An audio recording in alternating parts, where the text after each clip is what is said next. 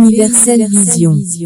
V Universelle Vision. asalaamaaleykum chers internautes ñu ngi leen di nuyu di leen ziar seen chaîne YouTube bi Universelle Vision moo ñëwaat ak yéen ci seen émission bii di jigéenu jàmbaar nag soo ko déggee jigéen ñi nga xamante ne si nii bàyyiwuñu dara ak góor ñi dañuy teel a xëy di guddee wàcc di jàppale seen i njaboot di jàppale seen i borom kër xam nga ku ne xam ne jigéen ñaa ngi ci tool yi jigéen ñaa ngi ci marché yi jigéen ñaa ngi ci bureau yi jigéen ñaa ngi ci ñaw yi ci salon jigéen ñaa ngi fépp macha allah lépp rek ngir bëgg a am seen métier boo xamante ne si dinañ ci mën a jàppale seen bopp jàppale ci seen i borom kër jàppale ci seen njaboot tey nag suñu émission boobu di jigéenu jàmbaar moo tax ñu invité suñu jigéenu jàmbaar bi toog di Bintu Mouhadam Diop ñu dalal ko suñu plateau bi di Universelle Vision Bintu ñu ngi lay nuyu.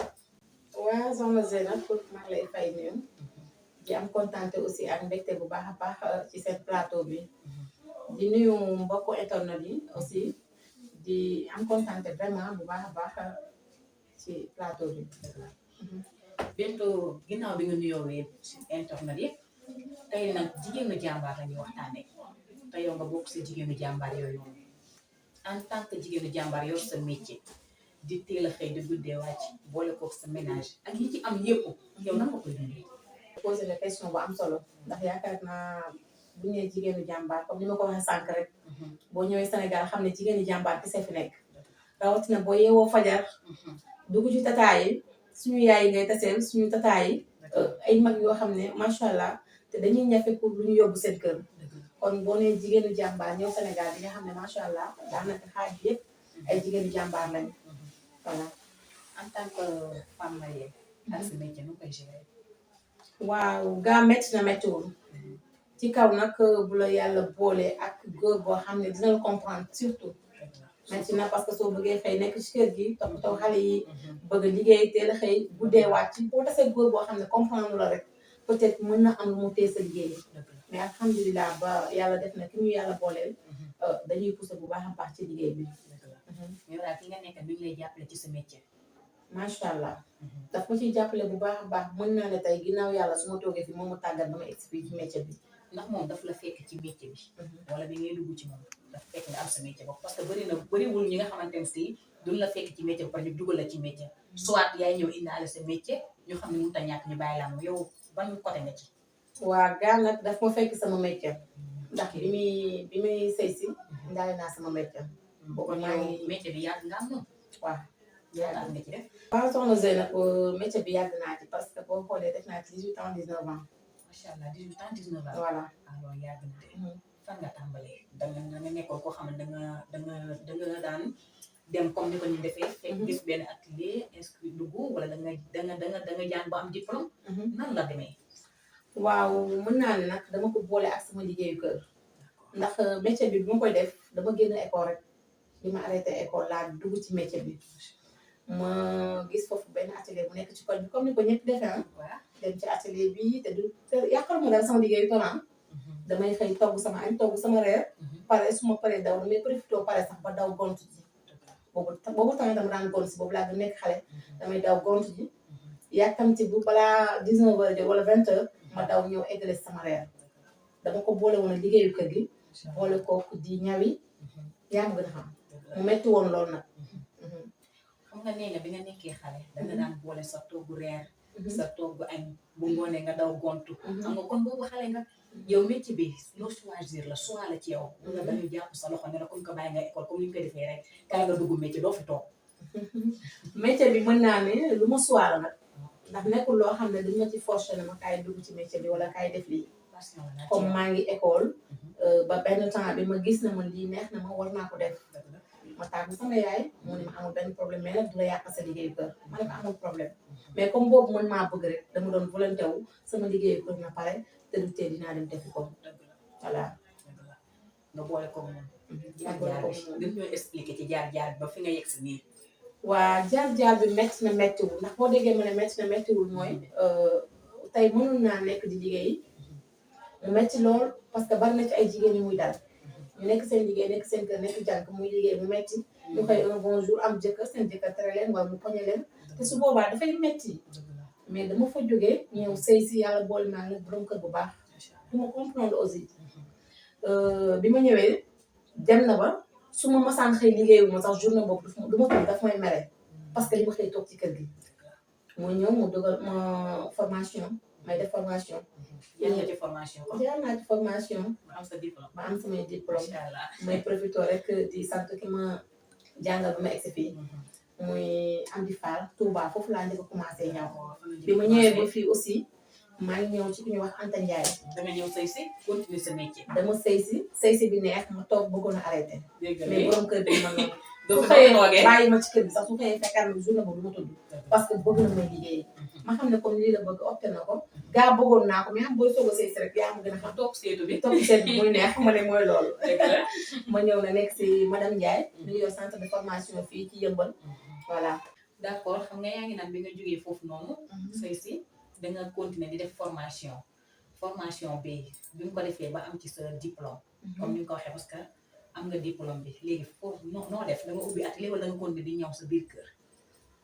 waaw bi ma defee formation ba am diplôme maa ngi doon wax sax ci Anta Ndiaye macha allah di profité occasion di ko nuyu di ko jaajëfal di ko wàcce waayam di wax ne kontaan nañ ci moom parce que nag liñ naan xale may ko nu ñuy may ko xaalis wan ko nu ñuy nappe moo ko gën te macha allah loolu def ci moom tàggat ba tey ma mën a yor sama entreprise yor ay xale voilà. léegi da nga continuer di ñëwee ca kër ga wala da nga jógee foofu la ubbi atelier directement.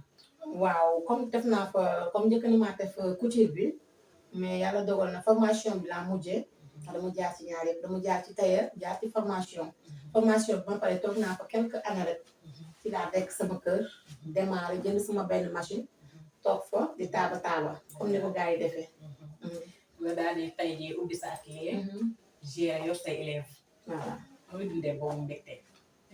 waaw xanaa kontaan bu baax a baax ndax dama naan comme ni ngeen ko waxee jigéenu jàmbaar peut-être moom mu exil fii ndax xale yor na alal bu dul jeex commencé ci pour démarrer mais man yàlla def na bi may commencé liggéey benn machine laa démarrer benn machine boobu tey mën naa ne moom mu jural sama entreprise. macha allah ma teg ko sama buntu ne nag di ñaw mu metti des fois mu fanaan ci buntu bi ñaw ba bët set événement mu metti loolu nag. waaw ma gis ne clients yi ñi ngi yokk si maa ngi am sama benn machine toog ci buntu bi di ñaw mu metti loolu comme benn loxo damay fanaan ci buntu bi ñaw ba bët set ma ne pourquoi pas ma jël garage bi ma ubbi ko ci biir kër gi jël quelques machines ci laa jëlaat garage bi dolli benn machine continuer quelque temps ma dolli waat benn machine continuer quelque temps ba yàlla def tey machine yi ma am yëpp yaakaar naa ci laa ko am bépp matériel bu ma ci am ci laa ko amee après nag ci laa génn na ci kaw tali bi ne comme maa ngi woon ci koñ bi gars yi xam nañ ma macha allah dem naa ba macha allah clients yi ñëw nañ jàpp sama liggéey mi ngi dem fu ne ma dem nag ubbi ci kaw tali bi waaw kaw tali bi rek leen maa fi 11 ans xaw ma voilà macha allah nag yi ma am ci biir kër ga yooyu loolu yaa na yokk ak liggéey nooy dundee ak yow parce que ku ne xam na ni ñun seeni jamono ba ñu di jàng métier ak xale tey ni ñuy jàngee métier ça fait deux parce que xale dañuy jiital xaalis comme ni ko nit ñi di waxee au lieu que ñu xool métier bi tey nan ngay dundee ak say élèves yi nga nekkal nan nga leen tegee ci yoon. waaw merci beaucoup laaj nga ma beneen question bu mu neex nag parce que xale tey yaakaar naa duñu xaw a jiital koom-koom ci seen métier bu mu ëpp ndax ñun mën naa ne xaaratuñ ko sax ñoom ndax bu fekkente ne jaar nga ci tailleur nga def fa lu mat 4 ans nga jaar centre de formation def fa lu mat 4 ans presque 8 ans xale yi xaaratuñ ko fa fu ñu am 2 ans ñëw benn taille basse jàpp ne ñoom ñoo yor atelier toñal àdduna comme ni nga ko waxee mais ñun dañu rampe nekk ci muy metti ñu toog muñ ba tey yàlla indil ñu lii li ma leen dénk nag mooy que ni métier kenn du ko jënd kenn du ko yàkkamti aussi da ngay def tempo ba yàlla yóbbu la fenn fii mooy tax bu ëllëgee bis boo ubbee rek ñëpp xam ne kii kat macha allah liggéeykat nekkoon na ci ruxut mais liggéeykat génn na voilà. fi mu bëggoon a ñëw yow Bintu mooy la sànq li nga développé ci sa jëkkër parce que nee nga moo la jàppale bu daan ñëw fekk la sax xëyoo sax da lay mere genre kon jigéen ñi nga xamante ne si dañu bëgg métier bëgg moom am seen métier bopp gérer seen vie seeni borom kër di leen ko tere di leen tere da ngeen dem liggéey bi guddee wàcc gi daf may déranger wala mënuma ko lan ngay conseil góor ñooñu. waaw góor ñooñu damay wax rek ni jigéen danga koy jàppale parce que jigéen pour nga dooleel ko mooy pour nga bàyyi ko muy liggéey parce que suñu góor ñi macha allah ay jàmbaar lañ mais nag buñ bëggee yor kër gi yor dépense bi bëgg ak frais jigéen ni mu méttee ak soxla yi duñu ko mën kon nañ bàyyi soxna yi ñuy liggéey ndax liggéey yi du tailleur kese xale yaa ngi ci formation yi xale yaa ngi fu nekk voilà boo ko bëggee mën nga ko boole sa liggéeyu kër du la yàqal dara comme man waaye boo bëggee ku ne sa jabar ne ko takkuma jigéen buy liggéey yaa ngi sonal sa bopp surtout loolu parce que suba surtout parce que tamit damay gis góor ñoo xam ne dañ naan man toogal loo bëgg dinaa ko defal soxlawuma jigéen buy liggéey est-ce que jamono bi tollati na foofu parce que tamit ni góor wala am moomalee boppam am yëfu boppam noonu la jigéen war a amee yëfu boppam donc jigéen ñi nga xam surtout jigéen ñi nga xam ne dañuy am boole ko di ci dimbali seen i borom kam di ci def seen njaboot tamit loolu tamit lu jara wax la nañ ci wax pour góor ñi di bàyyi jigéen ñi ñuy xëy di liggéey foofu li may wax suñu mag ñi dañ daan wax naan loo mën biiru waaye def ci loo yëgul borom def ci loo yëgul kon am na loo xamante ne ni boo bëggee ne loo bëgg dinaa ko def non parce que suba ngay calculer mën mi ngi fi mën a dee ngi fi mën nga dem ba mën a toog kenn ñaanu ko yàlla mën nga dem ba mën a toog te bu boobaa est-ce que sa jabar bu fekkente ne moo la tane comme situation du la mën a pousse pour nga mën a jógaat mais bu dee kenn rek mooy liggéey kooku bu sonnee wala mu am problème nan ngeen di def te ñaari loxoy takk tubay waaye ñaari loxoy takk sër tamit waaw surtout loolu la ñu wax ñaari loxoy takk tubay ñaari loxoy takk sër macha allah loolu la ñu wax en tout cas ñaar ñuy liggéey moo gën kenn kuy liggéey dëgg la da feebar amee yéen ñëppay feebar macha allah bu fekkente ne kii ngi liggéey kii feebar du problème waaw dëgg la de ñu ngi noonu léegi bu ko defee ñu daal di jàng ci benn question bi Bintu ñu ñëw ci nga xamante ne si nii mooy ñu ngi koy waxee sax la diva création boobu mooy métier tailleur bi ñu déggaat beneen muy la diva business lan moo war a ñaari tur yooyu asalaamaaleykum mu mel ne xam ku nekk ci ligne bi allo waa sëñ bi ñu ngi lay nuyu allo sëñ bi ñu ngi lay nuyu waaleykum salaam wa rahmatullah tur bi ak fooy wootee Ibou Ndiaye sopp da baax Couture yaa ngi ci biir Universel Vision ñu ngi déglu sa xalaat ci émission bi comme sama góor la d'accord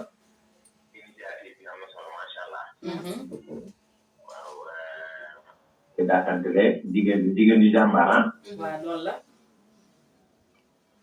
allo allo oui jigéenu jàmbaar développé yow rek la ñuy déglu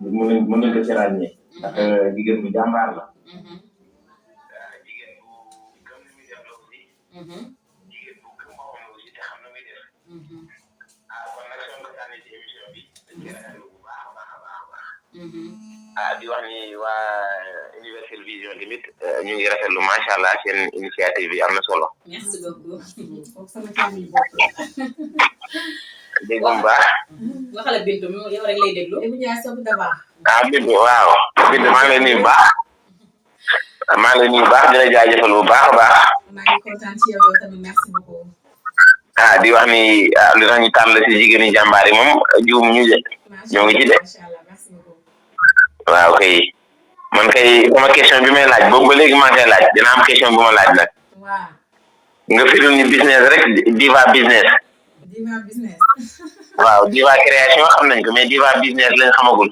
waaw diva création xam nga yaakaar naa bu ñu nee la diva création yëmbal wala bi yaakaar naa ñëpp xam nañ ko waaw mooy couture bi mais nag dama def diva business diva business diva business nee ko loolu dinañ ci ñëw parce que dafa mel ne dafa ñoo fekkoon ni bi muy dugg ci serveur bi loolu lañu fekk ñuy waxtaane yow toogal nga seetaan rek dinañ la ci tontu ba mu gën a leer waaw merci beaucoup diva business dinañ ko ñëw kon kon baax na juste que damay rafetlu émission bi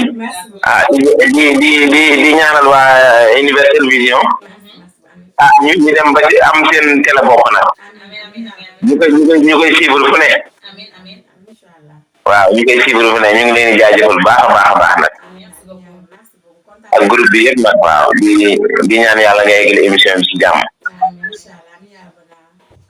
aywa kon jaajëf question boobu da lay xaar maa ngi déglu woon kon question boobu lay xaar d'accord xaar question bi ñëw aywa jaajëf macha allah alors merci beaucoup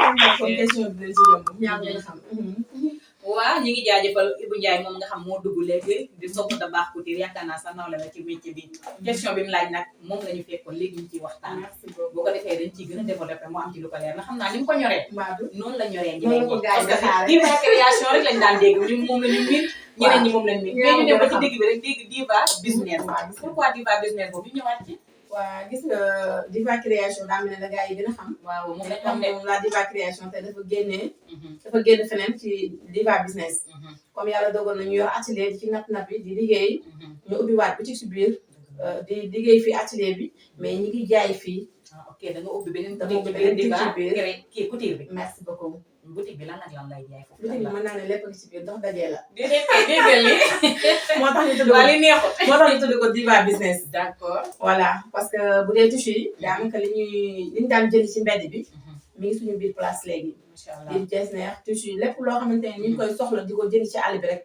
ñu ngi koy jaay ci biir. waa yemuñ ci loolu boo déggee ma ne la yemuñ ci loolu ñu ngi ci yeneen bagage yoo xamante ne nii Edmark business. macha allah ñu ngi ci cocolagène yi nga xamante ne nag xaw na tëj dëkk bi xale jigéen yaa ngi koy wër. danga naan sax toj na dëkk bi. toj na dëkk bi ñëpp xam nañ ko.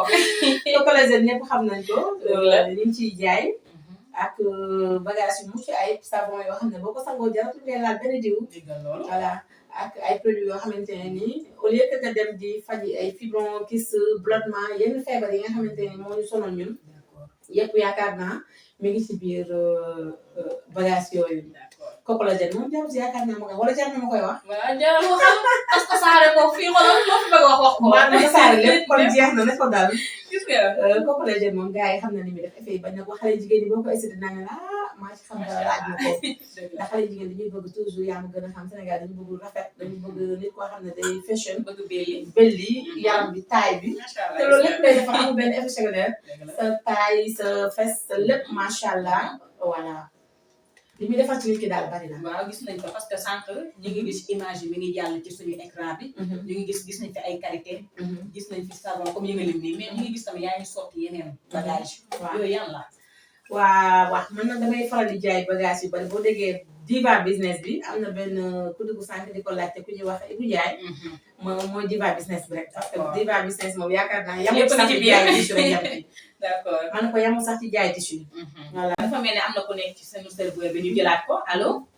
allo salaamaaleykum. salaamaaleykum soxna si tur bi ak fooy wootee. maa ngi wootee yëmbal. yëmbal waaw. tur bi nag danga koy leb wala. waaw dama koy leb. mën nañu ko mais ba di ñu ko fay. waaw dinaa leen ko fay incha allah. amul benn problème léegi sa xalaat ci émission bi. waaw di jaajëfal waa UV rek. di kontaan bu baax a baax. ci émission bi. di jaajëfal bu baax a baax la Diva Création. muy femme bu jàmbaare. macha allah bu ñuy wër femme battante rek. boo gisee la Diva jàppal. macha allah koy ñaan yàlla di ko encouragé. ndax wan na xale yi yoon. wan na ñu nekk seen biir sëy sa di sëy wan na leen yoon. macha allah ñu ngi koy ñaanal bu baax a baax di kontaan na ci émission bi bu baax a baax. merci beaucoup yow tamit kontaan nañ ci allo bu baax mais suñu xamoon tur bi dinañu neex de. mu mel ne moom dafa leb tur bi kooku dugg léegi ndax mi ngi lay remercier xam naa yéen a bokk diwaan bi nag yëmbal la xam naa est-ce que ci sa client moo ma yi jaaxal. ci sa client yi ñoom lay doon mais dañ lay sànni mais bàyyi dem ci biir. bàyyi rek ba tey ñu dellusiwaat ci question bi fi nga nekkoon nga delluwaat fa. waaw ma ñëwaat rek ci bagage yi. karité gis nga fa ay karité yaakaar naa. waaye maa ngi koy seen karité yi. karité Mali yoo xamante ni macha allah. karité ku xam karité xam ko suñuy maam. xam ne karité macha allah day defar yaram ci lu bari. day defar lépp. dëgg la parce que njariñ yi mu am bari na. au lieu que ñu koy dem di commandé ji dem di ñëw day metti ñu bokk ñu jëli ko indi nag fii. bu ko defee ñu koy jaay en gros rek ci gars yi yaa ma gën a xam.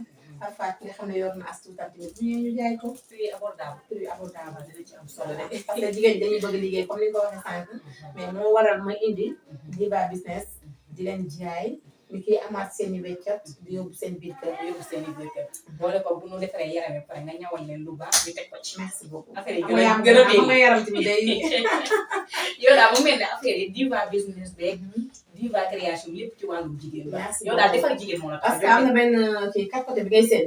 waaw maa ngi koy seet noonu loolu laa la doon laaj li mu doon. 4 côté la tudd. 4 côté. voilà xam naa nag bambara yi ñooñu ko gën a xam ak malien yi. dafa mel en plus bariwul Sénégal. pour nga am ko fii problème la. mais comme day faj. li muy faj bari na te pour nga am ko problème la. ñu profité indi ko fii. di ko mën ci jaayaat. gars yi ñu koy jaayaat ci koñ yi ci biir kër yi. yaa ma gën a xam. parce que 4 côté dem na ba jigéen bi nga xam ne dafay gis règle. su gisee règle am ba pare. mu koy naan day tax doo am yenn feebar yi fibron kyste comme ni ma ko waxee sànq. produit bi faj sànq moo nekkaat nii. mais boobu ñu même day faj. te day tax doo am yenn maladie yi. li muy faj ci nit bari na yaakaar naa bambara yi sax ñooñu ko gën a xam que ñun. voilà mais pour ñu am ko Sénégal dafa jafe woon. moo waral ma indi ci lii yëpp teg. moo tax da nga wàccee ci macha allah complet bu bari bi daa fas yéene koo kii. des na sax mooy ci kër ga. mu mel ne Ibou Ndiaye mi doon laajte laaj kii lan moo waral la diva business bi. dégg nga réponse bi Ibou Ndiaye yaakaar naa leer na ci sa bopp. wax na li nga xamante ne moo waral la diva business beeg yooyu. mais ba tey ñu ñëw ci li nga xamante ne si ni mooy. affaire couture bi ñu gën a dugg gën a xuus ci biir. ndax yaakaar naa loolu tamit bokk na ci li la waral li waral ngay si tey. ba tax nga boolewaat ci la diva business. la diva couture moo jur la diva business. waaw merci ñëwal ci ñaw yi. xeetu ñaw yi parce que man bi nga sol nii dèjà daf ma daaneel macha allah. waaw gis nga def grand mouvement. génne ko ay marché rek yaa ngi gën a xam. waa diva création bi. macha allah di am kontaan bu baax a baax nag di profité di santaale suñu clientes yi. ñi nga xam ne peut-être ñooñu dooleel. ñooñu dooleel parce que bu dul woon ñoom yaakaar naa lu ñu egsi fii. tey bu ñu demee bay xalaat yoo xamante ne peut-être li ñu xalaat sax bari na. xëy na lépp taxawagul mais bis bu taxawee ñu xam ne diva création bari na lu mu liggéey. te après ci kanam dinañ ko xam. waaw may remercier sama client yëpp rek vraiment parce que ñoo ma dooleel. ndax nag yaakaar naa su la diva création egsee fii. sama client yi la mais bëgguma tudd kenn mais maa ngi remercier ñëpp di kontaan ci ñoom macha allah. macha allah comme ni nga ko waxee rek dooley jën ndox waaye yéen tamit dooley tayri daal client yi ak client yi macha allah mais ñu ñëw ci li nga xamante ne si tamit mooy la diva création lan moo waral tur bi la diva création ndax macha allah la diva moom dafa nekk loo xamante daal high level la daal dafa rëy nañ ci wax waxal loolu. waaw la diva création yaakaar naa tur bi tey mën naa ne wax ngeen ko pare parce que mooy émission bi ngeen def tey jigéenu jàmbaar jigéenu liggéeykat jigéen bu gëm boppam jigéenu brave jigéen boo xam ne daal toogul benn yoon mi ngi dañ ngir amal fóon jigéen boo xam daal dafa am bakkan daal dafa rampé ci li mu nekk macha allah nag depuis xale def léppam nag nga daal dem ki daal di raam ba fa bees fii nga xool daal tur yëpp choisir la diva. la diva bi nag yaakaar naa boo gisee dafa nekk tur boo xamante ni man maa ko opté dama ko yàgg bëgg aussi comme dama yàgg bëgg jigéen buy ñafe jigéen bu utali boppam jigéen bu doon dara ëllëg daal moo tax ma tuddee sama bopp la diva création couture. macha allah tey ma ñëwaat ci la diva business. dégg nga loolu lépp di la diva rek lépp di diva rek macha allah tur bi neex na am na solo. pour ñu jógee ci li nga xamante ne si mooy la diva création Bintu. ba tey ñu lay laaj lan ngay wax ci xale jigéen yi nga xamante ne si ñi ngi toog seeni kër amaguñu borom kër xëy toog amuñu xëy ak jigéen ñi nga xamante ne si dañoo nekk femme di maanaam ñi nga xam ne dañoo am borom kër daal amuñu métier nga yaakaar ni femme au foyer kese doy na lan ngay conseil jigéen ñoon jot nañu jóg wuti métier amal seen bopp mënal seen bopp ndax nee nañ luñ koy waxee tey sax Kumba Gawlo la mu daan wax bañ naa duma femme objet ñaari loxoy takk tubéy merci beaucoup kon nag jigéen lan la ñuy xaar pour jóg yëkkati seen ñaari loxo takkal seen bopp seen sër. waaw man dama gis ne jigéen ñi dañu waratuñoo toog di xaar démb la mais nekkatu tey suñu jamono tey jii boo toogee di xaar dina métti de. waaw da ngay yaafus sax da ngay yaafus sax merci beaucoup te man bëgguma jigéen boo xamante ne ni soxlaa xorom sax na juróomi dërëm xorom laa bëgg loolu tamit bëgguma ko si nekk nit da ngay bañ dara da ngay bëgg dara am foo bëgg a egg liggéey ñafe dimbale sa famille dimbale sa bopp dimbale sa jëkkër mooy tax nga mën a egg fi nga jëm mais boo bëggee jox ma rek non jigéen ñi dama leen ni profité que ni nañu liggéey uti ay formation métier dafa am solo bu ci xeeb benn gerte bi ngay jaay sa buntu kër sax boo ko gëmee suñu borom dara ciy dimbale mais boo bëggee ne fii laa bëgg a egg boo rampewul doo dem wala pourquoi pas xale yaa ngi ci bureau yi xale yaa ngi ci nangam non oser yor nga sa 1000 francs wala sa 2000 francs dama nga jënd sa gerte caaf mën na ko xam nga li jaayu mag la nga ne xaaral ma jënd màdd pourquoi pas nga business pourquoi pas nga def dara mais nga toog kon d'accord nga boobu jigéen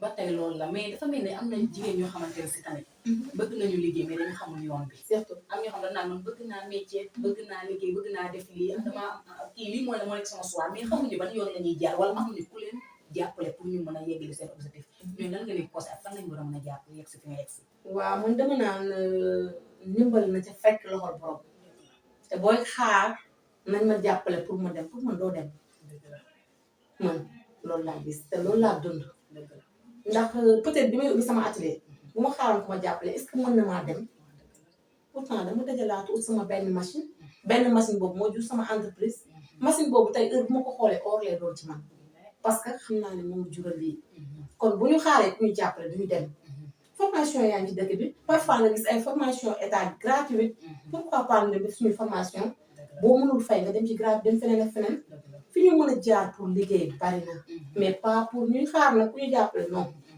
boo amul ko la jàppale am na feneen foo mën a jaar ba liggéey te di nga ko boole sa liggéeyu kër te du métti te di nga dem. macha allah Bintu waxtaan bi am na solo. conseil yi nga joxe am na solo. fi mu toll nii dañoo nekk ci fin émission bi neex na trop ba gën a gën a continuer mais fi nga ko jàpp daal foofu la. waaw su ko defee rek xoolal dañu lay bàyyi nga def sa mot de la fin. wax ak ñi nga war a xam tàggatoo ñi nga war a tàggatoo. mu mel ne dafa am keneen ko nekk ci serveur bi xam naa mooy doon suñu dernier auditeur ndax ñu ngi fekk ñuy tàggatoo ñu jël ci serveur bi allo. allo waaw. salaamaaleykum soxna si. maaleykum salaam. tur bi nan la ak fooy wootee. tur bi nan la ak fooy wootee. man Xaadim Dieng yow. yaa ngi ci biir Universel Vision ñu bàyyi la nga waxtaan ak suñu invité bi. allo soxna si. allo oui. allo waaw allo. waaw soxna si na nga def. maa ngi fi. kooku kan la. Xaadim Dieng. nag jigéenu brave comme ni ma ko waxee rek mooy. waaw Bintu mu mel ne dafa am ku nekk ci serveur bi ñu jël ko xam naa mooy doon suñu dernier auditeur salaamaaleykum. waaleykum salaam waaw. Bintu ça va. maa ngi fi man la Xadilo. Xadilo fooy wootee. Xadilo. Yemba Route de Boune ah. Yemba Route de Boune laa wootee. invité bi Bintu Xadam. waaw waaw ah. Xadilo. waaw waaw allo. ça va na nga def. maa ngi fi ça va. yaa ngi si jàmm kontaan naa de. maa ngi si jàmm waaw maa la gën a kontaan loolu. merci beaucoup macha allah. waaw. kooku sama nawle la sama mbokku tailleur la yaa ngi gën a xam. macha allah yéen a bokk. waaw. yéen a bokk métier. waaw ñoom dara ñaaw ci bi mu ne. macha allah. waaw mu nekk nit ku baax macha allah. kontaan naa ci émission bi ak dalal bi ngeen ko dalal kontaan naa ci loolu. mu nekk nit ku baax. nangoo liggéey macha allah wax dëgg yàlla loolu la xam ci moom baax. li mu am bokk ay mbokkam macha allah.